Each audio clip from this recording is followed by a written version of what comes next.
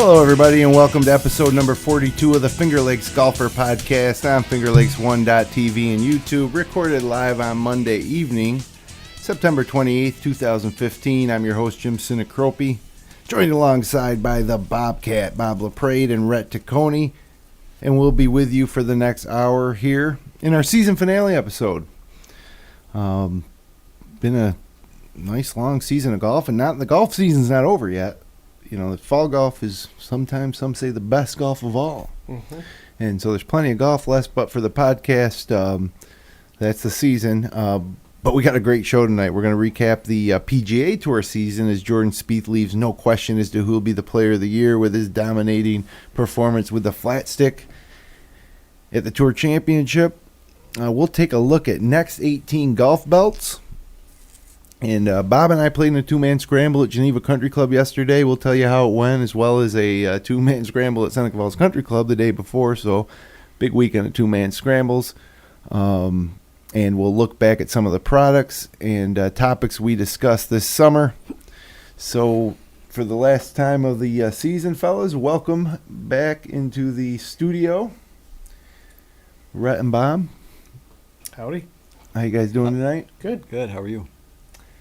Just great. It's time of year. It's kind of sad because winter's coming and we're not going to be able to golf for like an extended period of time. But I tell you, I do enjoy playing in the fall, yeah. and there's literally is probably 4 good weeks left. Maybe not all good, but before, and you know, I could see it. I could see us playing into November this year. Sure. 50 and above. Yeah, if it's 50 and warmer. Or, you know, it could be less. If it's low wind and 45, that's fine too, honestly. El Nino. Right. Yeah, that's who knows. We might be golfing December. Played a few 32-degree rounds. It wasn't a great time, but it was out there playing. Yeah. Battling. Yeah. Got to do what you got to do sometimes. No doubt. But still plenty of good golf to play. This time of year, too, you might want to call around and find out who's plugging the greens before you get in the car. Sure. If somebody airifies, you can play there a couple days after, and it's fine. But I don't think you want to show up on the day that they're airifying or the day after, and especially the day they are airifying, because you're going to have to skip holes. They'll probably have 1-9 closed at a time. Sometimes courses close right down when they airify. So, Unless you're looking for that hot deal, want that heavy discount on your green yeah, fee. that's true. You would get most places would give a discount, but hey, somebody that's not going to need a discount. Anywhere he goes for the rest of his life. You don't have to pay anyways. Is the $22 million man. Yeah. Jordan Spieth wins the Tour Championship to put an end to the talk of the Player of the Year debate with Jason Day, and just does so in one of the most amazing performances with a putter that I think I may have ever seen. No I mean, you ever see anybody putt that good as he did at East Lake on Sunday? No. I mean, those 3-hole stretch where he just was saving those pars to keep that lead. It's crazy. So, almost as good as Bob putted at Geneva. Yeah, putted well. So, age 22, Spieth is the youngest player to ever win the Tour Championship, replacing 23-year-old Tiger Woods. He also crushed Billy Horschel's record as the youngest to win the FedEx Cup by more than 5 years. And it's not that big a deal. It's not been around that long, those types of things. But I'd be surprised when someone younger than Jordan Spieth wins the FedEx. I mean, that's harder in a lot of ways than winning a major. That's a season long of excellence. Yep. Well, and to come back after 2 weeks where he missed the cut in those two, and you think his game's done for the year. He's fried. He's burnt out, and then he has a good showing last week at the BMW, and then just says I'm getting this done and finish it off strong. And he says that he prepared for this one different, and that goes a little bit to the point of what kind of playoffs are these? The guy missed the cut twice, two consecutive weeks, and then wins the whole thing. And on the other hand, he had earned himself the right throughout the season to be in that position. Once he knew he was going to be in the top 5 at the Tour Championship, none of the playoffs mattered. at all. Because once you're in the top 5, you either win the tournament or you don't, basically. It's difficult to not win the Tour Championship and still win unless somebody comes from deep in the field. Just it goes back to there's got to be a better way to avoid that. Granted, he had a great year and deserves everything he got. But just like Sergio skipping, now he was too far down the line, but guys skipping the first couple of tournaments, I just feel you got to play them all. I mean, the first round, I would disagree though. That I would say, have the first week let Jordan Spieth and the top 20 players in the world get a bye. Well, that's fine. Yeah, and then let everybody else play, and so from that point they'd have a field of like 80, right, or maybe even less. With the top, or what top 125 make it, right? 125 so to let's 100 say to 70 is an added bonus heading into the playoffs. If you're in the top 25, then you get a bye for the tournament. Now, that tournament sponsor's not going to be too happy about having the top 25, but the excitement level for the players remaining, where you're going to take maybe the top 40 of the 80 remaining, right. Or 90 remaining, and then from there, now you get everybody back into the mix. Or maybe for the second round, if you're in the top 10 players in the world, you get a bye in the second round too. But whenever they start playing, they need to be at a point where they can be eliminated that week. Yeah, that's exactly. Yeah, and that's why I was saying at some point, talking about maybe match play early on. Now, that would have kind of stunk if he wasn't available the last couple, say, because he was playing bad in the early ones and he got knocked out. Because you want the biggest ones there. So something more along the lines that you guys are saying is, give them a bye or have a wild card. They could even call it, not to keep going back to football, but football's playoffs is pretty good setup where wild card weekend where, the top or the top 25 are out. So you've got the other 100. They're playing off for 50 spots. Yeah, that's the wild card round. And so then you're knocking 25 off each time, and then it comes to the Tour Championship where maybe it's the top 25 or something like that. And then the numbers were so minute for Oosthuizen, although he dropped out, or 28, 27, those guys to win. They actually win it. So much had to go wrong. I mean, So why are they even there? Yeah, well, the 5 to 10 top 10 guys had to basically miss. And there was no miscut, so they had to come in last. There just was no way to really have a chance if you're 30th, and that's a good golfer. It's a great golfer at 30. So there's got to be a way to have them. Well, I would like to see the top 12 eliminated by then.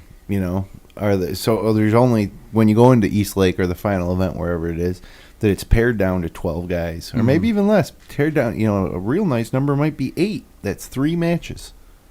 You play your quarterfinals, your semifinals, and your finals. So, and the drama in the previous week at the BMW leading into to make that top 8, who gets in, and what the matches are going to be, and that would be high drama. And you know what? I bet you that you would ended up with like Jordan Spieth against either McIlroy or Day or Stenson, right? Yeah. Justin Rose. That would be interesting. But any one of those matchups would be a acceptable final, But I guess in like NFL football, when you see a dominant team fall in the semifinals, like the year the Giants went to the Super Bowl against Baltimore, who did they end up beating prior to that? Or even against New England's a better example. Can't remember who they beat in the semi.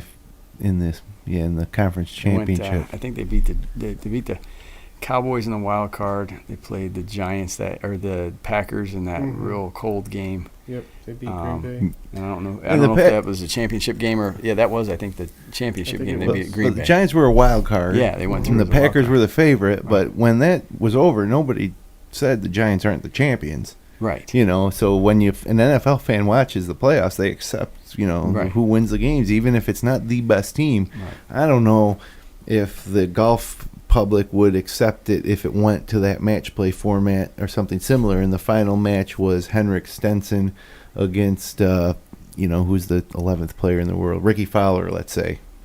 I don't know if the public would accept that winner of that match is like the champion. They would want it to be Spieth or Day because obviously they deserved it. Even if you took it at stroke play and you knocked it down to 25, 20, whatever you decided on, just say the winner of the tournament, is the winner of the FedEx Cup. Yeah. You know, if you'd knock it down to 16. And from there now it's just, hey, these were the best 16 that qualified through the elimination process. Now it's like everybody at this event has a chance to win, because whoever wins the tournament is going to be the FedEx Cup champion. With the exception of the NBA, the playoffs in the other major sports are not always, and not even close to always, determine who the best team is. Right. But we accept Accepted. the World Series champ for who it is. You know, the couple of years the Yanks were dominant. They didn't get knocked off in the first round by Tampa Bay, and we accept the winner. And the same thing like we said in the NFL. The NBA, usually the best team wins. Yeah. But if they didn't, we'd accept the winner as the champion. I just don't know if that would happen in golf. But I would love it if it was match play. It seems like it should be. It's an opportunity to break free from the monotony of the 4-round tournament that we see all summer. And just 2 weeks from now, it's going to be back. Fries.com, season starting. It's amazing. This is crazy as well. So I know. Love golf, but Should have somewhat of I'm a excited layoff. this year. I don't know. I'm excited this year. For fantasy purposes. I was going to say, for gambling there's purposes, other reasons. right? But they were talking this morning on a morning drive about maybe a little bit more of a break, make you want it more, make you want to see golf more. And It's got to be the longest season in any sport, right? it never ends. It's a 2-week break. Yeah, no, it absolutely has to be. There is no break, especially if you consider like the President's Cup is a major event on the calendar, and that's going to be one of the weeks. So essentially, they're getting this weekend off. Then next weekend's the President's Cup, and then the Fries.com, correct? Yeah. So you got like Spieth and Day and Stetson. They must be like, jeez. Well, they're not going to play in the No, Fries.com or I know, anything probably but- till January. Yeah, hopefully they give themselves a break. Fowler tweeted he's playing in the Shriners. He said that it's in Vegas. It's Yeah, where they he lives, might so pick that a one's easy. random Easy one to play in just to stay sharp, but it's Yeah. going to be this. And I really like how the PGA Tour has done it, because the fall events are a great way for the newer players or the more hungry players to get acclimated and prepared for the bulk of the season. And if a Jordan Spieth doesn't play in a single event, he can still be the FedEx Cup title winner. I mean, the early events are weighted so low, Right. which I don't know if I agree with that. If the season's starting, it's kind of starting, but What was on the line when they did the fall series? There was a few cards on the line, wasn't there? Tour cards? I think they did try that for a while. In the fall series, you could earn your card of some small number. Yeah. Which, that's not bad. But I think you got to be a pretty diehard golf fan to care about that at that level. True. I mean, I think it's super interesting viewing when you see any of these guys, like the Web.com Tour Finals and all that stuff. Right. It's Yeah. and Q School used to be great to watch, but it's a little confusing this year as who's getting there. How do you get your card now? Like Ali Schneider jeans, does he? I don't think he doesn't have a card next year. Which is crazy. Yeah, he'll probably get some exemptions here or there, and he'll probably play his way into majors. Yeah. Not Augusta though. He won't be at Augusta. No. Or will he? Did he win an amateur? Well, where was he on the list at the Open? Wasn't he up high enough to qualify? Oh, you for might be right. I think he was finished fourth. Well, he's a top amateur, though. Ninth, sixth, I something. think those top amateurs, I think, get a. Yeah. But he's not an amateur anymore. But you would still maintain your exemption, Yeah. I'm sure. Yeah. So I don't know. We'll have to look, see where Ali is. He was a good pick for a few weeks there. Yeah, he was. Yeah, and then I picked him when the bottom dropped down. Spieth isn't going to have to worry about that. That's for sure. So back to Spieth here. It's interesting to note that 85 years to the day on Sunday, Bobby Jones completed his Grand Slam in 1930 as Spieth won. Whatever, chances are there's going to be a golf tournament on there, but that is kind of neat how it lined up, and it was a winner like Spieth to win the FedEx Cup, which back then they didn't call it like the, what's an old-timey company? Acme. Yeah, like the Acme Grand Slam of golf. Right. Bobby Jones. Shell's Wonderful World of Golf. Or the, the Wilson's Castor Oil Grand Slam of golf. So, here's something else that's pretty amazing about Spieth. Since 1980, only 5 other players have won 5+ times in a PGA Tour season. That's not a lot, since that's 25 years of golf. Tom Watson in 1980, Nick Price in 94, Vijay Singh in 2004, Jason Day this year, and Jordan Spieth this year. And the only other person to do it, and all these people I just mentioned did it once, but the only other person to do it was Tiger Woods, who did it 10 times. Yeah. To me, of all the Tiger stats, that's like the one that's like, my God. Right, yeah. Yeah, did he have 9 wins one year? Yeah. It's crazy. But the thing with Spieth is he grinds all the time, but he never looks like he's grinding. True. He talks himself through it. Yeah, He because doesn't stop talking. his driving is like in the 70s, his total driving. We talked about the stats today. His scrambling is this week in the 50s. Number 1 in putting. Yep. And there you go. Number 1 in almost every putting stat. Yeah. It's crazy. And Just goes to I show. think that is so good for the game of golf because almost every other young player, Dustin Johnson, Jason Day, Bubba Watson, all the other stars, even Rory, they're bombers. They kill it. And guess who the best player in the world, the player of the year is, the Tour champ, is the guy who doesn't hit it as far but putts better. Yeah, and but his proximity to the hole is pretty good. That was another one that was. That helps the putting stat too. Yeah. I mean, those are two very important ones. Whether you're hitting in, Right. To 1 putt for par, or you're hitting Right. into 1 putt for birdie. Well, wasn't there a 1 putt par stat in there as well? Yeah, he led in 1 putts For par. For par. Overall putting, there was like 3 or 4 categories that he was number 1 in that. And you look at, I was looking at the other stuff first just to see how, and they say putt for dough. It's a prime example of it. But he makes grinding look effortless. He doesn't look like he's grinding out. Like when Tiger's, like sometimes you'd see Tiger play well. Not to always go back to him, but he had such a great run there. But you could see, like, sometimes he'd be hitting it all over the place, but still grind it. But you could tell he was grinding it. Yeah. You don't notice Jordan missing a fairway or What's missing a his, green. Well, even what's look his at average driving distance? It was like 289, 290 something. I'm not sure what it was, but it Well, was it's a a lot lot farther shorter than than it- everybody else. Yeah, it's a lot farther than I thought it would be. Well, Red will take a peek at it let me see right if I here. can find it. The reason why I bring that up is that, a lot of, not only amateurs, but a lot of tour players that, Tiger Woods, for instance, who seems like he's swinging out of his shoes every time, could, take a lesson from that. Zach Johnson as well. He's not long. He's not short in comparison to someone like myself, but he's shorter than a lot of tour players. Most tour players, yeah. And then you mentioned the grinding. Look at the way that Zach Johnson and Jason Day were after their majors. I mean, like Jason Day especially was just mentally shot because he had such a grind. Yeah. Spieth looked more at ease at the end of those wins. Obviously emotional, especially at Augusta. Yep.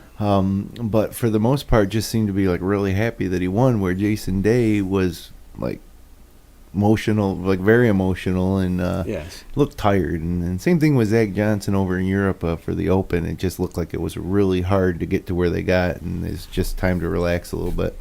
Right. Sure. Where Spieth was ready to hop on the plane with Ricky Fowler and take some selfies. Yep. He just makes it look easy. Well, do you happen to find that I can't find nugget it. that we're searching for? To check it out. I don't remember. What were we looking for again? Proximity to the hole. Okay. In his driving distance. Driving distance. That's the one we wanted. Yeah. I can get that in a quick second. So, Bob, are you excited for the President's Cup at all? Not really. I've only watched it a few times in the past. The Ryder Cup is always, the big event, right? But It makes sense. We're rivals. The President's Cup is all. We got Hideki Matsuyama from Japan, and then we have Jason Day from Australia, and we have Louis Oosthuizen from South Africa. mm-hmm. And what do these guys have in common? The only thing they have in common is they're not in America or Europe. Right. Yeah. So to me, it's a contrived event, and they try to make it prestigious, but it will never be the same as the Ryder Cup. And to me, it always loses a little bit of its luster because of the fact that they're not natural rivals. The one good thing you have this year is the fact that you got Jason Day and Jordan Spieth Right. that could possibly, if they work it out right, go one-on-one on I Sunday. say work it out. I say if you want the President's Cup, plan it that way, guys. Make it happen. that'd be this. That's the saving grace this year. If that doesn't happen, then I'm done with the President's Cup. I'm telling you right now. That's the one thing. Other than look, I love match play golf. I love matches. I love all team events. And when I talk down about the President's Cup, it doesn't mean that I don't think it's interesting viewing. I just don't get nearly as excited as the Ryder Cup. But if they don't have Day and Spieth facing off in the singles matches, then I'll never watch it again. They've seen in the past had a few good matchups. I know couples played against, I forget, maybe it was Nick Price. Yeah. One year, Tigers played Els. Tiger played Mike Weir when Weir was hot, and Weir took him down actually. I think in that Sunday singles when it was in Canada. That one, I remember that one. But they got to make that work. That's the show right there. I'd prefer if they did a World Cup scenario where you take 12 nations and they bring 6 of their best guys, and somehow work it out to where they can play in a reasonable amount of time. The Olympics. You're excited for the Olympics. That's more stroke play though, isn't it? It's a stroke I probably play will event. be stroke play. Yeah, it is stroke play. I'd like to see more of a team-based. Now, I don't know. Maybe I'll enjoy that. I mean, maybe it'll be a pretty good thing to watch. How many guys are going from each country? Every country has a different amount, but America has 4. Some other countries have 1. It's top 60, something like that. Oh, okay. In world rankings, is that what they're working on? Yeah, Okay. and then may shake out a little different based on country. Gotcha. But I got those numbers on Spieth. All right. So his driving distance is, he ranks 78th. Yeah. 291.8. Jeez, that's hard to believe. Even crazier though is his accuracy is 80th, 62.9%. Drive for show, putt for dough. Greens in regulation is surprising, 67%. Where does that rank him? 49th. So he's still in this. Are these stats season-long stats? Yep. Okay. Yep. And then he is number 1 in scoring though, and his average is 68.9, and his birdie average is number 2, 4.5 a round. Does it list proximity to the hole? I think on this one it's overall. But less than for a player who's had one of the greatest years in PGA Tour history, and who's won 2 major championships and 7 times on tour. At age 22, those are underwhelming stats from tee to green. Right. It's when he gets on the green that he's 1-1-1, and and you would think that combination would put him as a top 10 player. Yeah. But it has made him the best player, arguably. Look, Jason Day won a major and won 5 tournaments. This is the first time since 1973 since 2 players have won 5 PGA Tour events in the season. And we're still saying, no doubt, Spieth. It's not even close. Jason Day had a year with for those the ages. stats, with those mediocre ball striking statistics. So because he's only hitting 10 or 11 greens around. Yeah, even more so. Greens in regulation percentage, 49th, 67%. So a little more than that. His proximity to the hole, 33 feet 8 inches, 26th. Yeah, that's so he's making long putts. Right. Or getting it close on his left rough proximity. There's people that probably are average 5 feet closer in proximity that have that are 50, 60th in the putting stats, which just is more impressive for Spieth as a putter. Matsuyama was leading that stat for quite a while this year at the beginning of the year. Proximity to the hole. Maybe Spieth is the best putter we will ever see at this point. But again, Tiger was that way. Yeah. But Tiger, I guess Tiger's ball striking stats were a lot better. I'm assuming he was up number 1 in almost all the putting stats though when he was in his prime. Right. But I was a much better putter when I was 22. Honestly, I felt I was a great putter at that age. I just felt like I could make everything. I always felt comfortable.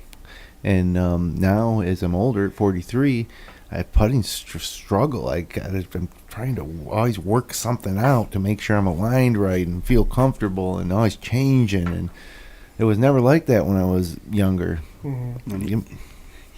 He changed up his routine this week. Put a line on his ball that he'd never done before. Spieth? Yeah, and he said, but he said the field putts though he didn't use the line, and putts that he really needed to take a straight line and know that he needed to hit it on the line, he lined that ball up with the line. He didn't do it around the ball like some guys do, but he had never done that until this week before the week started. Which is crazy because he's the best putter in the world statistically, and he's changing something on the eve of the last tournament. Maybe he just felt his alignment wasn't right, and I'll do that occasionally. I'll use the line on the ball if I feel like but my we alignment's suck. not right. He's the best putter in the world. Yeah, well, I could probably hold my own against him. Oh, he's feeling confident after he putted in Geneva. He's feeling a little randy. Yeah. We'll have to see if we can get him out to Seneca Falls Country Club. We'll get get some rug punting going. There we go. Well, end of the PGA Tour season means the beginning of the PGA Tour season. So hold on to your hats. There's might be a lot of us. I have a fantasy golf draft on Thursday that I'm looking forward to, and it's time to start preparing. And so, we're really having fun with the DraftKings.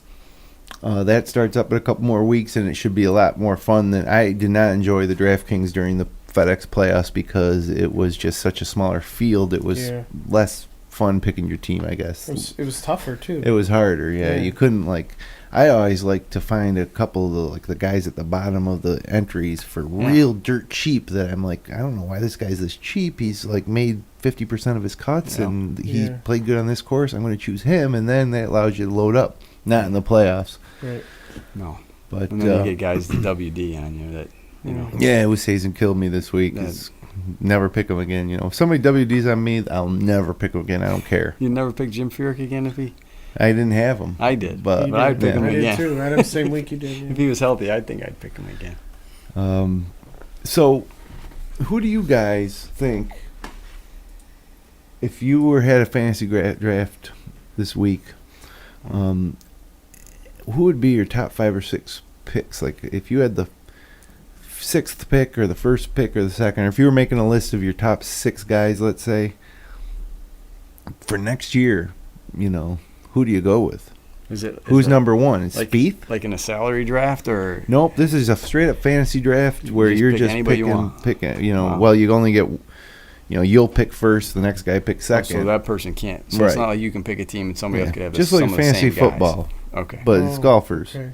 Now you got to go with one of those. And the particular draft I'm in, there's 10 teams. That's about average amount. Actually, I think there might only be 8, but whatever. So if you're no matter what your draft position is, if you're in an 8-team league, you can write down 8 golfers. One of them is going to be your first pick. Yeah. Mm-hmm. So if you had the first pick overall, who do you guys think you're going to take? The draft is this Thursday. I'd probably take Spieth. Yeah, I think I would take Spieth. Why not? You're going to feel pretty good heading into the Masters. Yeah. You're going to feel pretty good heading into every major because he was top 5 in every single one, top 4 in every single one, runner-up in the one of the 2 he didn't win, and 4th in the other one. Yeah, as long as he doesn't sit back and go, I'm going to take it easy this year. That was tough. I don't think that's his makeup. So. No, I don't either. I think he's going to try to win the Grand Slam next year. Yeah, why not? But we were saying that about Rory this year. And so you never know what's going to happen. If you had Rory McIlroy last year as your first pick, you were like, this is awesome. And there was huge disappointment. 30 golfers you'd probably rather have other than Rory if you could have this year. Sure. Yeah, you probably take a look at the world rankings. That's kind of as far as for your middle picks and your farther down the line picks, because that's isn't that 2-year accumulation? I think the world rankings go. Oh yeah. For the most part, obviously it's been bouncing back and forth between these guys the last 6 weeks, but I would say, guys like Snedeker and Kuchar, who are just cut machines. They're always in the mix, making cuts left and right. Those guys are a good bet. Jim Furyk, when he's not WDing, is probably a good bet. He's getting older though. In the first pick. Well, no. I'm just saying now that we've all just wonder when he's going to peter out. All said that we pick Spieth first. We're picking Spieth first. I want guys that are going to play a lot too. Yeah. So, you also have to ask yourself, like, let's take Paul Casey for example. He's probably going to play a lot of tour events, but he wants to play in the Ryder Cup team too, probably. Yeah. Or who knows? He got snubbed last time. Well, I read today though. I think he renounced his PGA or European PGA Tour status. Oh, there you go. Yeah, he's going to be full-time PGA.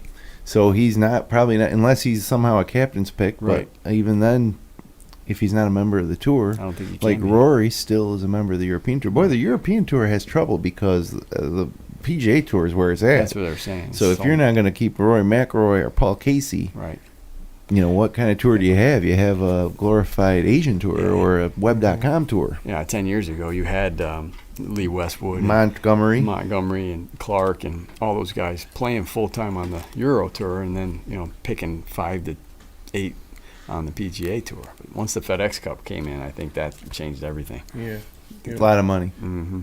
Money talks. Just ask Jordan Spieth. Yep. I think I would go Spieth 1, day 2. I really think day's here to stay as like an elite player, and then I think you got to just go McIlroy 3, who should really bounce back next year. And just imagine it. Just imagine Spieth the American, McIlroy the European, and Day the Australian. I mean, how awesome is that? And then you throw in guys like Robert Streb, who, and Brandon Grace, Koepka. So some South Africa, Koepka, another American. Yeah. But everybody's got their guys. A couple other guys that have been playing pretty good. Schwartzel's been playing pretty good lately. Yeah, quietly had a solid year. Yeah, absolutely.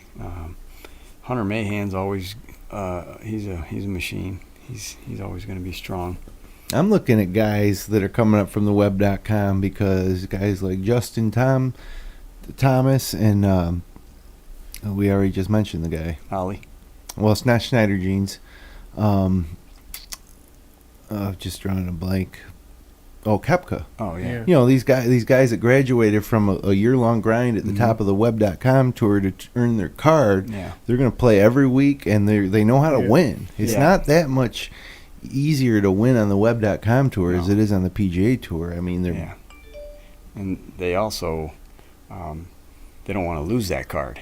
Yeah. So they're there every week, one for the money, but 2 to keep make going sure and make sure they stay there. It's not guaranteed. Obviously we know it's not guaranteed.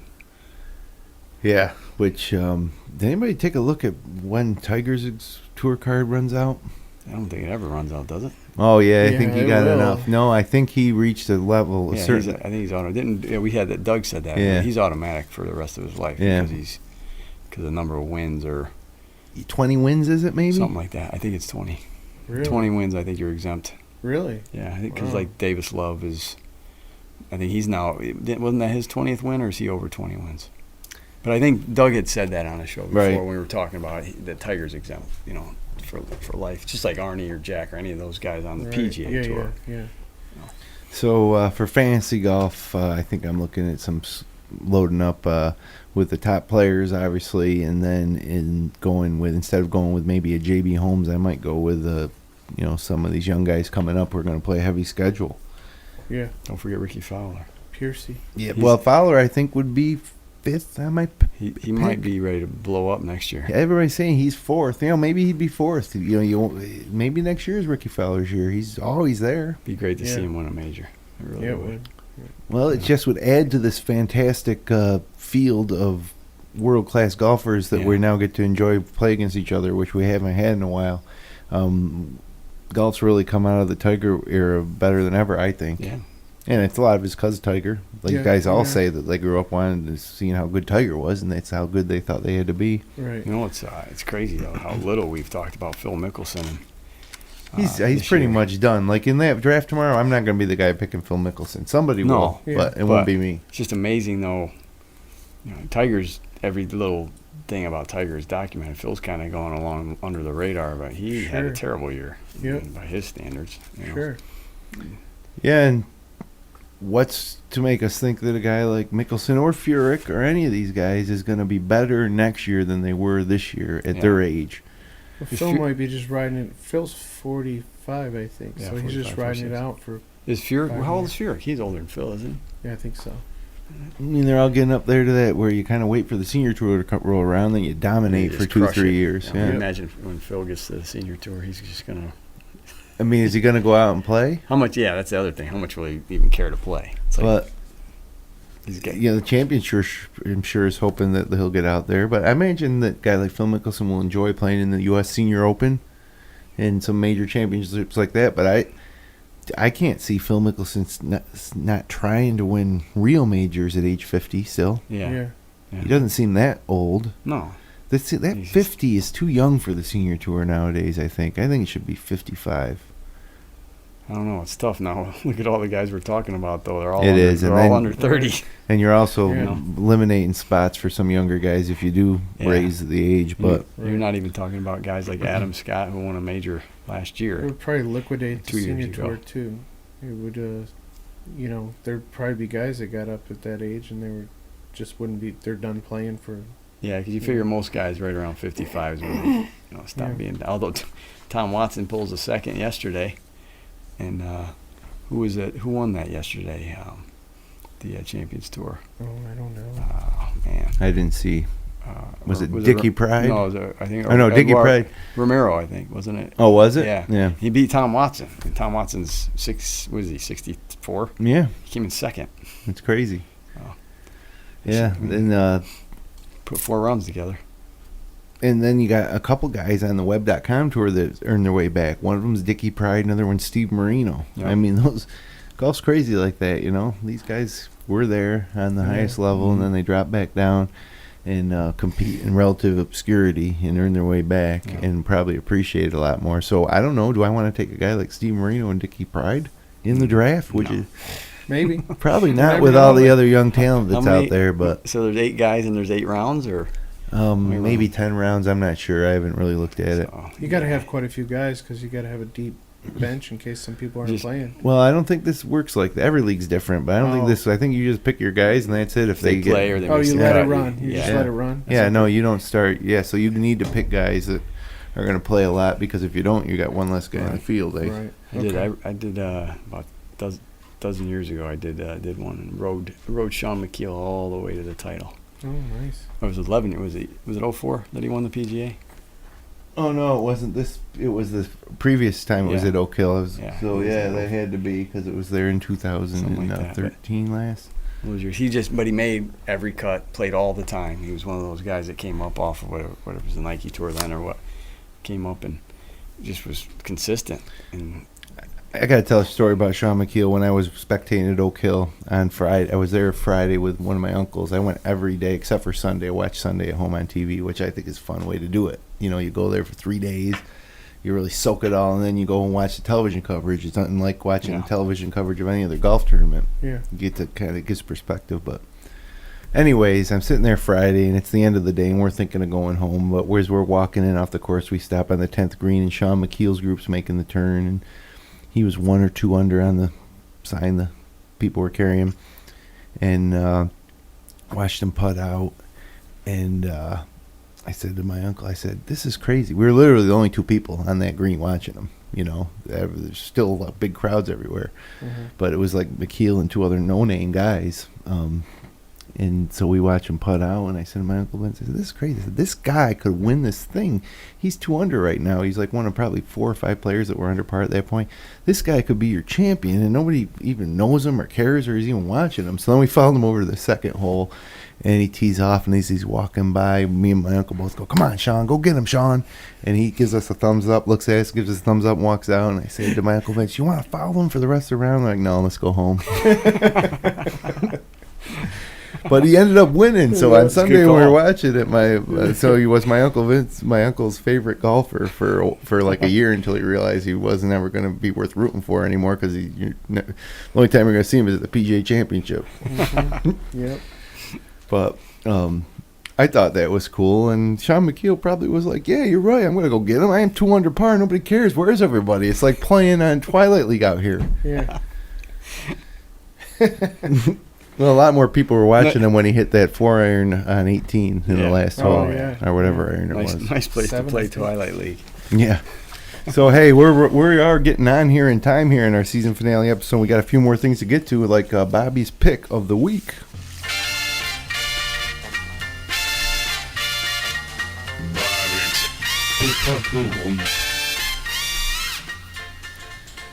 All right, Bobby, what do you got this week for the POW? Well, this week we have NXT18 Golf, which they craft unique belt buckles, bag tags, and other golf accessories. They're based out of Massachusetts. You can certainly patron this large golf brand and find quality golf products.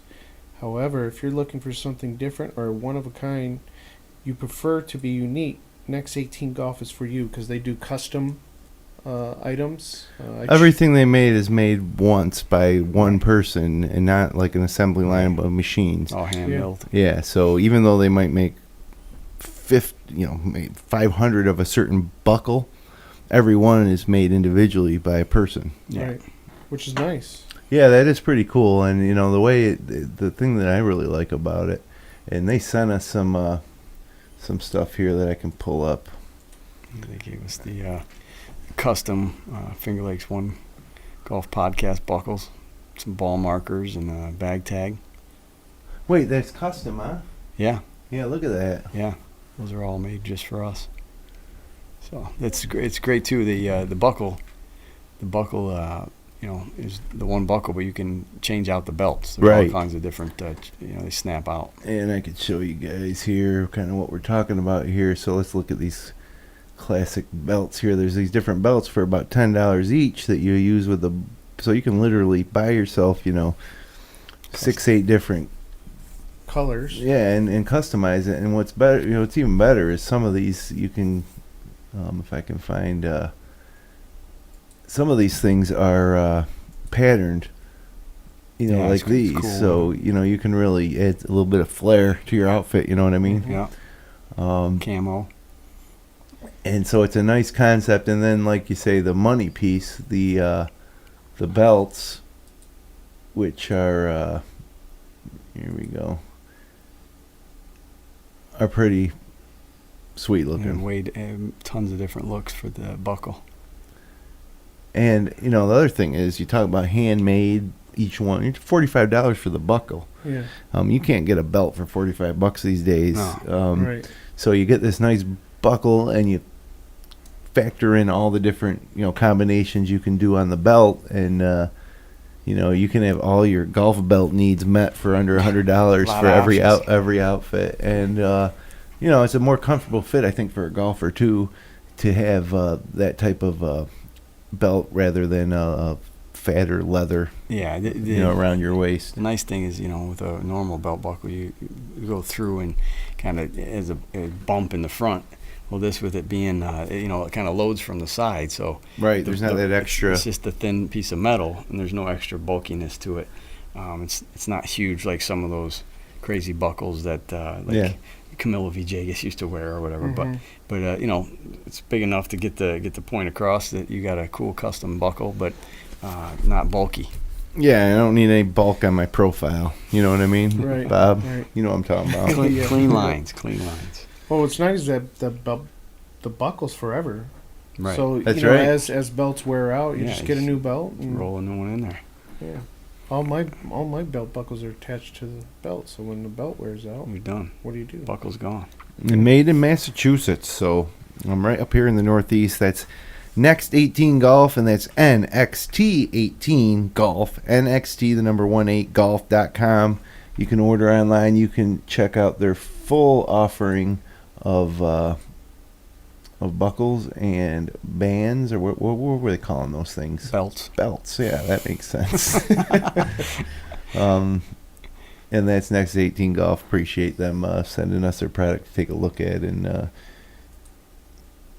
so we can get the NXT18, just to review kind of what we talked about this year. We can get the NXT18 belt with the link sole shorts or shirt, and the cricket shirt, and Travis Matthews shirt. Matthews hat. They have the awesome hats. And Adidas Adicross shoes, and you can play the vice ball off the tee, and you're pretty much, we know you're a listener to this podcast if you show up at that setup. Absolutely. You're a rolling billboard.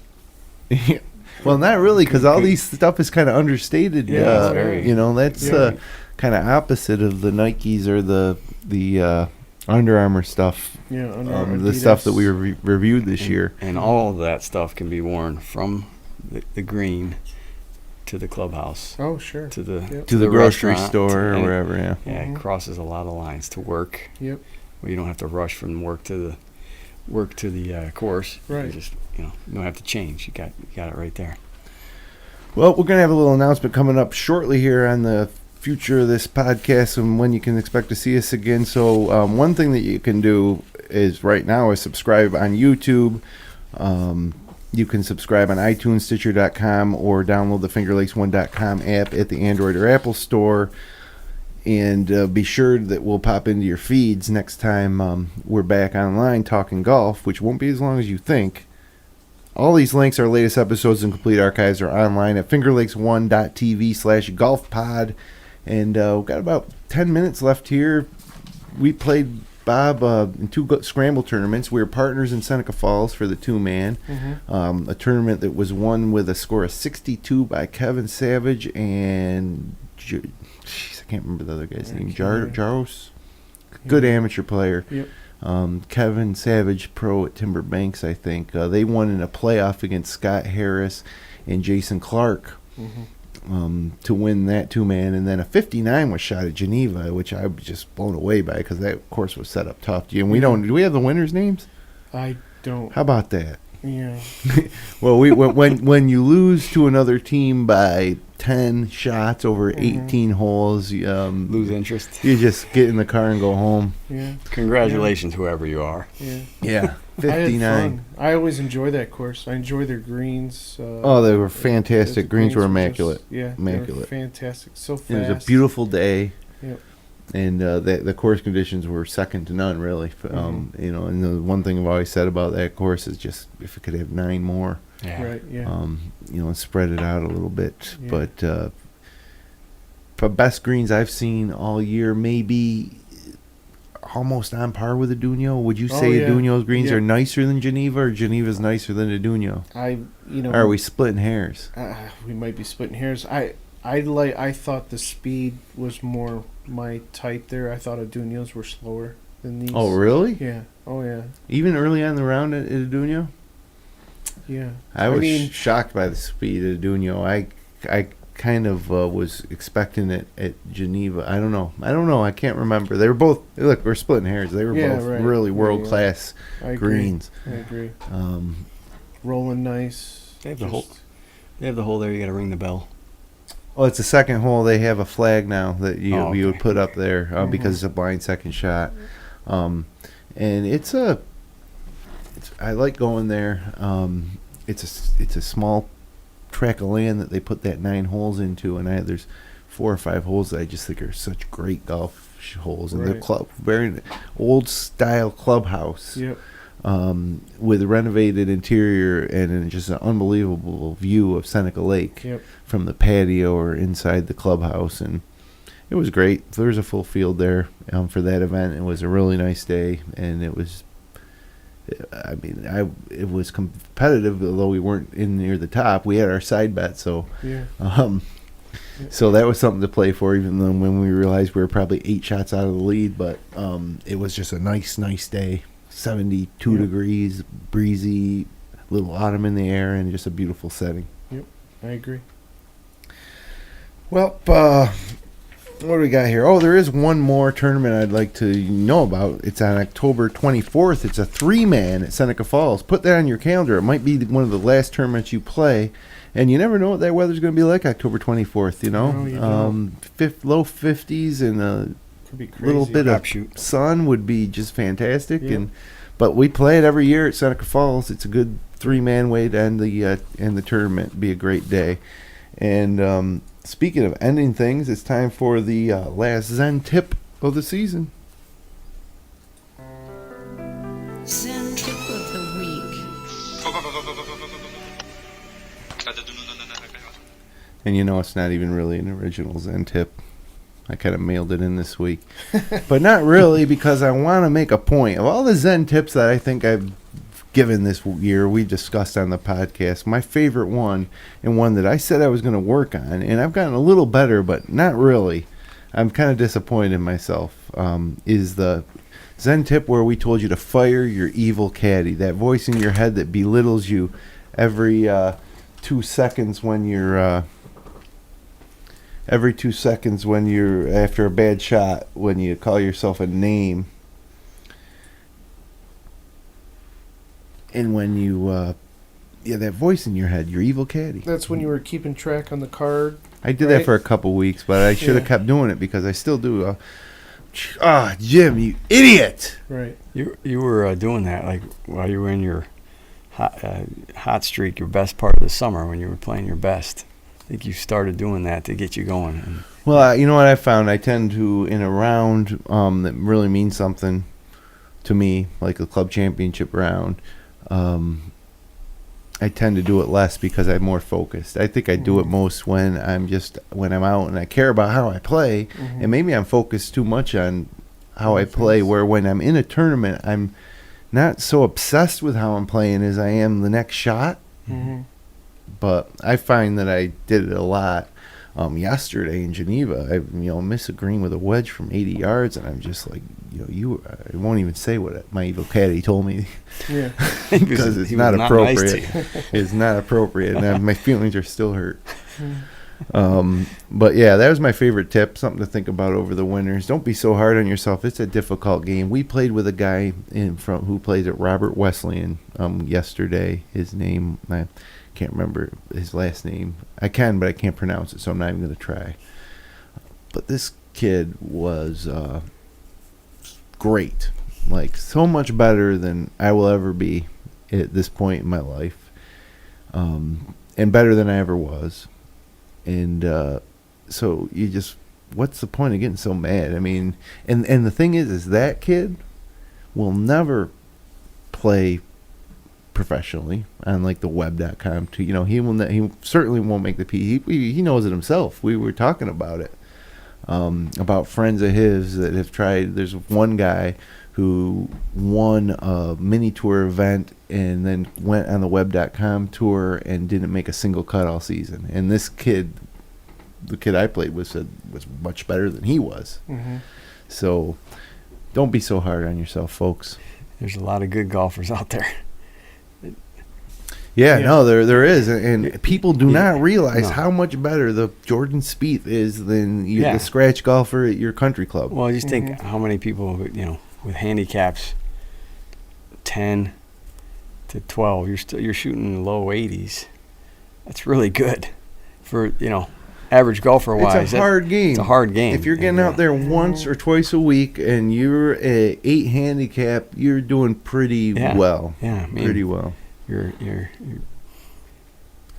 8 over par, and par is very, very, very difficult to reach. Sure. I mean, just there's so many things that can go wrong in any given day.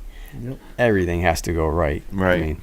I mean, and even when you're playing, like you play college golf, or Booty has a bad day when he's out at Seneca Falls occasionally. I mean, and he's a Division I college caliber golfer. Yeah. So, I mean. You got to temper your expectations based on reality.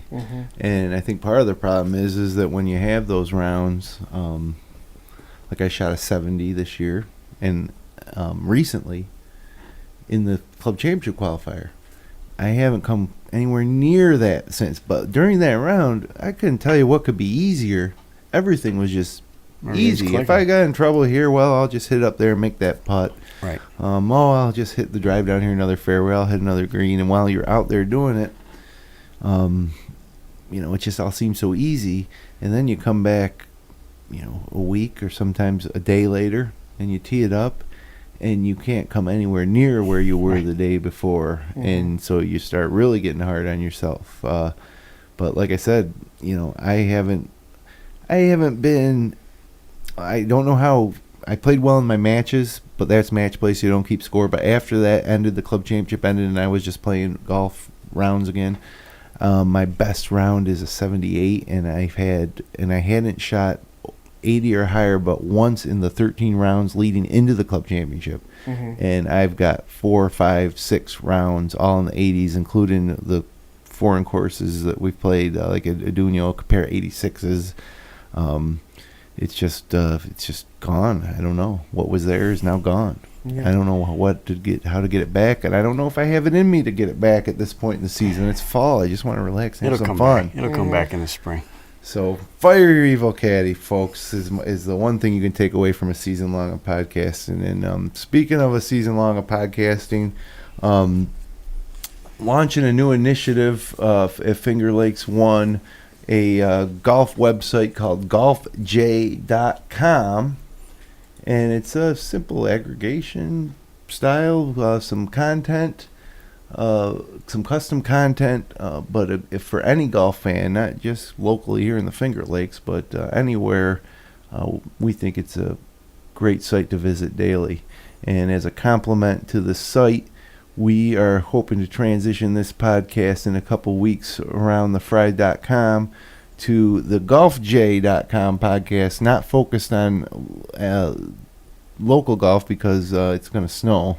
Mm-hmm. But we're going to talk, about the tour. We're going to give you our fantasy picks each week. We're going to hopefully get some great products into review and keep this thing going through the winter. So it'll be a couple weeks off and then back on. And you can look for the new podcast right here on fingerlakes1.tv. You can look for it at golfj.com.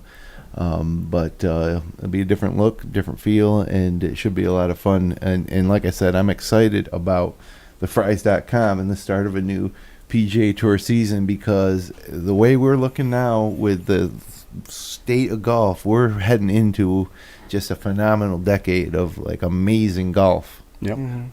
To watch, no doubt, as a fan. All right, for sure. And these guys are. What's the slogan? These guys are good. They definitely are. Yeah, this time now they really are. Yeah. But before they were saying these guys are good, but we were like, they're not as good as Tiger. Yeah. But these guys all are good as each other, Right. and who knows who's gonna hoist the FedEx Cup next year? Who's gonna win the majors? Ricky Fowler, Dustin Johnson. Yeah, I was gonna just say which one of those two is gonna crack through first. Or maybe it's neither one of them. Maybe nobody thought it was going to be Jordan Spieth. Maybe it's Brooks Koepka. Maybe it's somebody that we haven't even mentioned once on this podcast. But there will be major championships contested with guys like Day and McIlroy in the final group, and Spieth and Fowler in the final group, and that to me is so exciting. I can't wait for it to get here. So, fellas, thanks a lot for another great year, and it's not going to be so long. Hopefully we'll be back, like I say, in a couple weeks with a different look and focusing on the world of golf. And then I think, next spring for our local listeners, we'll also be releasing a local golf report type of deal outside of the podcast. So you'll still find out who made all your local hole-in-ones each week, which I didn't do this week because special season finale. Okay? Nice. All right, fellas. Thanks again. Thanks for having us. And have a good winter. See you in 2 weeks. Bob, I got like a minute and a half here. Bob, before the season, he played so bad last weekend that he was walking around telling people to have a nice winter. He said he was going to give it up. He's played 3 times since then. Since then he's played 3 times. Well, all right, guys. Thanks for never give it up. Thanks for joining us again for another episode of the Finger Lakes Golfer Podcast. Hope you had a great time hanging out with us all summer long. We'll be back, like I said, in a few weeks. Check out golfj.com, check out fingerlakes1.tv, and check the schedule on the fingerlakes1.com homepage. And until then, my friends, hit 'em long. There's the theme music for the last time. Hit 'em long, not often.